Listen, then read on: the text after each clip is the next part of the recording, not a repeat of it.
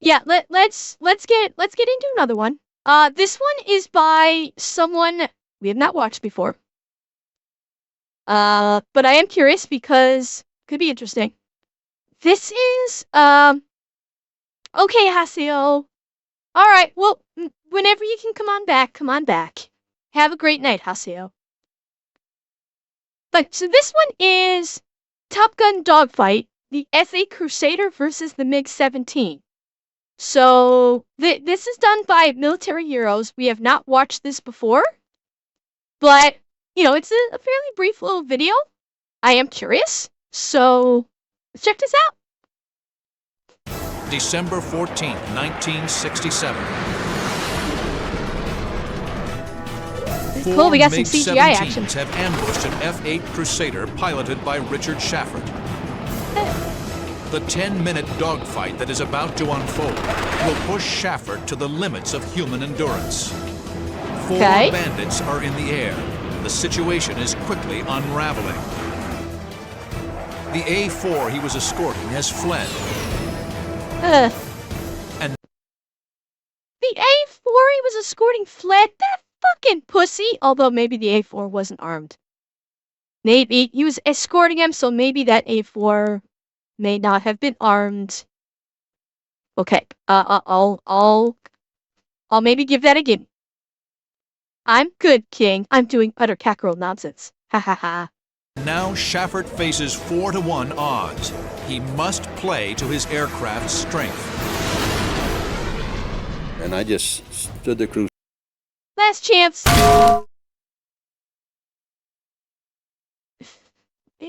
Aircraft strength.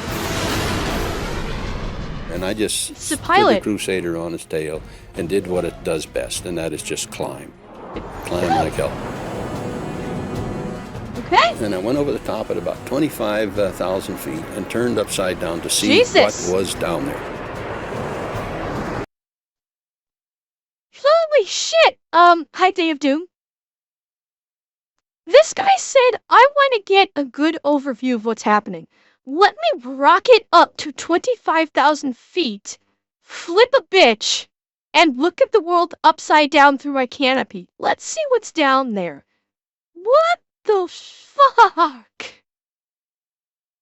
Oh, heckle, thank you. I'm getting better at it, too. The first pair of MiGs are Slivered. here in a descending left turn, trying to regain airspeed. The second pair are here, trying to climb to Schaffert's altitude. Okay. In his first move, he'll dive past the ascending MiGs, then attack the other pair, who are vulnerable targets given their low airspeed. Nice. Outnumbered but unafraid, Dick Schaffert noses down. The Crusader screams past the ascending MiGs at 450 knots. At 10,000 feet, he begins to pull out. The heavy G of the dive rips away his oxygen mask and microphone. He can no longer radio for help. Shit. He barrel rolls to the outside and then descends. In doing this, he gets in missile position without losing airspeed. Nice. Yeah, Dick Schaffert pulled out right at. Okay, I'll give this one to myself. Schaffert gets good tone on the Sidewinder and fires. But he never gets the chance to see if the missile hits its target. At that very instant, wow, a those stream MiGs of came on tracers him fast. snap over his canopy. The second pair of MiGs have now reversed their climb. Okay, I'm gonna say, the fact that those MiGs were able to get out of that climb and back onto him that fast is pretty impressive. That they were able to course correct that and get onto him pretty fucking fast. Considering how fast he really blasted past them, that's honestly pretty impressive. Once again, they're diving on him from 8 o'clock high. The tables have turned. Instantly, Schaffert improvises a unique maneuver. He pitches the Crusader down, then rudders left, cutting under the MiG's turn. From the Migs' point of view, it's as if Shaffert simply disappears as he dives and cuts under them. Oh, wow. Cool. And as quickly as the MiG-21s arrive, they depart. Yeah. It's a guerrilla Yeah, I mean, Andrea, exactly. Like these MiGs are not known for tremendously great maneuverability. So yeah, that's those were some seriously good MiG pilots. That's why I was saying, like, that was fucking impressive that they were able to pull that maneuver. They depart. It's a guerrilla tactic often employed by MiG-21s in Vietnam. MiG-21s are a rare commodity for the North Vietnamese, and they're used sparingly. In 1967, there are only 16 in their air force. Using their speed, they streak into the area, fire all their missiles, hoping to score a lucky kill, and streak out, avoiding any dogfights with American aircraft. For Dick Shaffert, exhaustion from the physical strain from several minutes of high-G combat is starting to take its toll.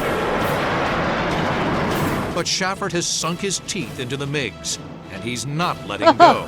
The fight goes on. He shifts his attention to the MiG-17s, 10,000 feet below. They were coming around underneath the position that I was, and this was my chance to make Gunfighter mean something. The MiG-17s are... Okay. Why am I suddenly hearing boss music play? When he just uttered those words, I suddenly started hearing boss music. Because god damn it, is that a boss fucking line right there. I'm playing that again.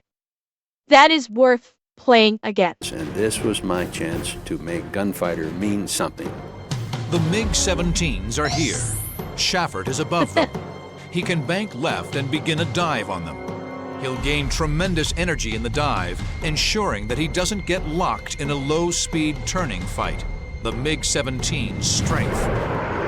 Shaffert noses down and... Yeah, it's... Why is there boss music? Why am I hearing Latin singing?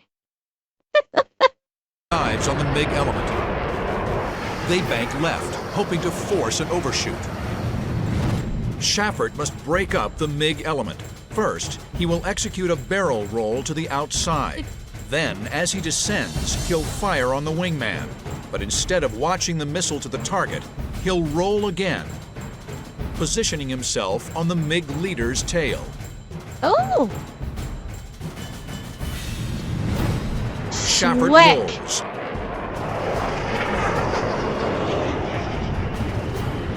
Then fires his last missile on the wingman. He rolls again.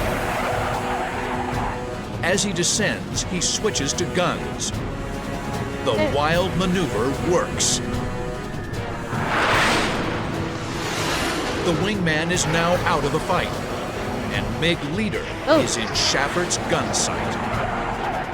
Yeah, baby. Already in a high G turn, Shaffert tracks the MiG. He closes on him, 2,000 feet. He tightens his turn even more, leading the target. I pressed the trigger and boom, boom. 7 rounds out of each gun, and the link broke. The pull of G is so massive it has... Night in Canada cheer 100.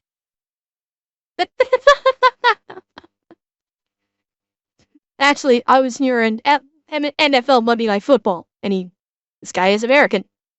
Jammed all 4 of his cannons. The last gunfighter is now out of guns. And... Wait. When you get to hell, tell them Viper sent you. What did he say? 7 rounds out of each gun, and the link broke. The pull of G is so massive it has jammed all 4 of his cannons. Oh, he said, okay. I thought he said the MiG broke, as in the MiG fighter. He said the link broke. Suck. Okay, wow, yeah, that is very unfortunate. And, hello, I like turtles. Thank you for the follow. Yeah, Kanito, this makes me want to jump into some Metal Storm too. The last gunfighter is now out of guns. missiles, a new mission emerges from the adrenaline rush of combat. Survival. How's he Shafford gonna do may not this? be able to kill his opponent, but he can instill a healthy dose of fear. With violent No. maneuvering, he'll try to intimidate the Mig into a tactical mistake, and then beat a hasty retreat. He's now on the MiG-6 in a tight left turn. Shafford breaks out of the turn. The MiG pilot seizes the opportunity and, for a fleeting moment, fires on him, but the tracers miss. Shafford goes vertical. MiG leader climbs after him. What's he The gonna do? MiG-17 and F-8 claw for altitude. Shafford runs out of airspeed at the top of his climb and noses over. Okay. The MiG does the same. Okay, right now I'm trying to figure out what his game plan is. Because what is he gonna do to get him out of this? He's basically gotta, seek him out so he goes in the opposite direction so badly you think he's trying to force a crash? I don't know. And no spoilers for people who know the story, because I'm genuinely curious what the game plan is here. Like, is he gonna try and dive so low he's gonna force the MiG to break off and that'll give him the chance to get clear? At the bottom of the dive, they cross paths and climb again. As each pilot jockeys for position, they find themselves locked in a complex aerial maneuver, a vertical rolling scissors. Pilots describe it as a self-generating furball.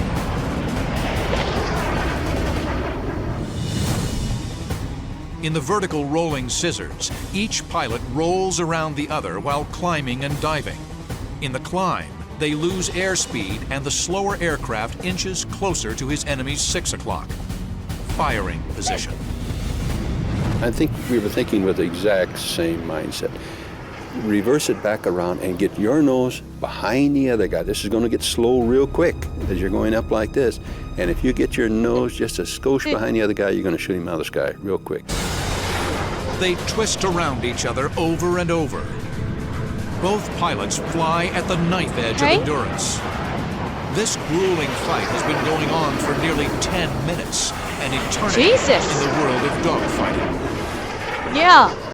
Oh, like, 10 minutes is more than eternity. Like, holy shit. Like, dogfights do not last 10 minutes. They don't. Dogfights last, typically speaking, I want to say a typical dogfight is maybe 2 or 3 minutes. Maybe. For them to be in a dogfight for 10 fucking minutes, that is insane. And yeah, exactly. Albert Ryget, high G maneuvers at that. Like his body must have been fucking wrecked.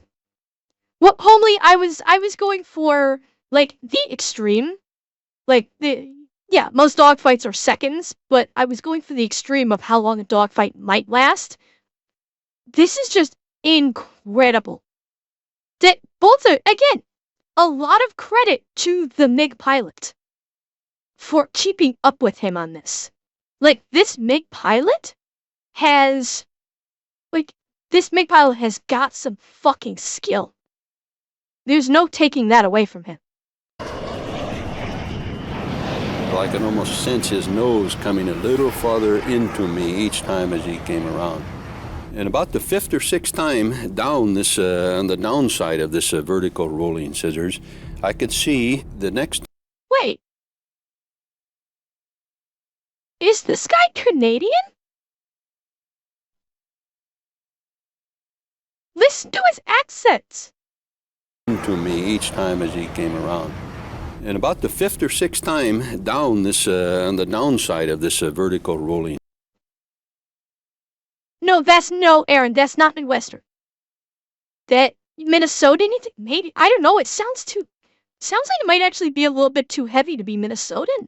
It could be. It absolutely could be. I don't know about Wisconsin. I don't think Wisconsin has quite that thick of an accent, even when they do. Yeah, Opifo, I was thinking the same thing. Like, I'm getting a distinctive Quebec seal to his accent. It is 100, it is no, Aaron, fuck no. Fuck no, it's not a new, if he was a Newfie, you would be able to understand him. Okay? Yeah, he sounds like he has a Quebecois accent. Like, let me hear it again. Listen. Sense his nose coming a little farther into me each time as he came around. And about the fifth or sixth time down this, on the downside of this vertical rolling scissors, I could see. Yeah, he sounds Quebecois French. What was his name? I have to know. Hang on. Hang on. I have to know this. I have to know this. Hang on.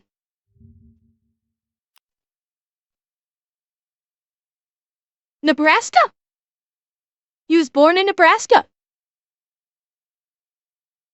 Okay. Wow. Okay. He sounds so freaking Quebecois. Like, that accent makes me think it, but like, I couldn't tell if it was like, if it sounded like French Canadian or if it was just like violently Minnesotan. Not even Minnesotan, it was Nebraskan. So, yeah, Roblesberg, like, I would not have expected him to be from Nebraska. With that accent, I would not have expected that at all. And yeah, Opifo, that's what I was thinking too. He sounds like he's from Quebec. This is crazy. See, the next time up is going to be enough inside that his guns will probably cover me and he will be able to fire. Shafford must make a move now. They hit bottom on another scissors, and Shafford. And by the way, chat, don't forget, motherfucker doesn't have an oxygen mask on right now. Don't forget, during that first engagement, he lost his oxygen mask. So this motherfucker has been pulling all these high-speed maneuvers without an oxygen mask. Remember that. Fuck. Shafford abruptly rolls out. Bottom Unpack on that another up. scissor. They hit bottom on another scissors, and Shafford abruptly rolls out. The MiG pilot is taken off guard, and Shafford uses every bit of his 16,000 pounds of thrust, accelerating away from the MiG at treetop level. As I look back over Nice. my shoulder now, this guy had finished his turnaround, was coming at me, and then all of a sudden he pulled up like this, and I could see the plan view of his airplane, and he was back about a mile and a half. So he was calling it quits too.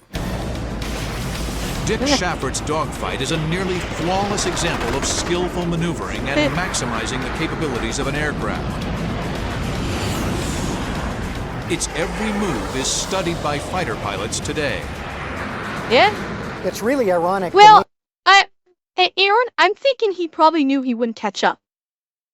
I'm thinking the F8 had a heavier thrust capacity and was going to be able to, especially with that, with the head start he got, the MiG probably knew the F8 was going to be able to outpace it and it would not be able to get within firing range. And that's probably why the MiG backed out of the engagement.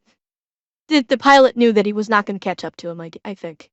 That arguably the most noteworthy dogfight of the Vietnam War did not result in anybody getting shot down. Yeah, considering that he. I was gonna mention that. He beat me at a punch. I was gonna mention at the end of the video, like, this dogfight resulted in nobody getting hit, nobody getting shot down, nothing. It was just a shit ton of aerial maneuvers.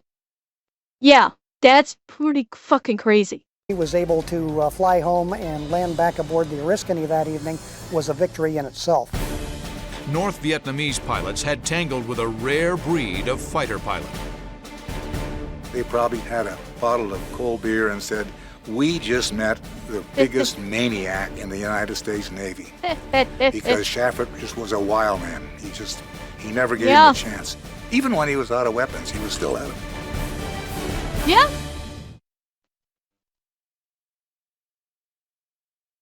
Well, that was fucking impressive. That was absolutely impressive. That level of skill.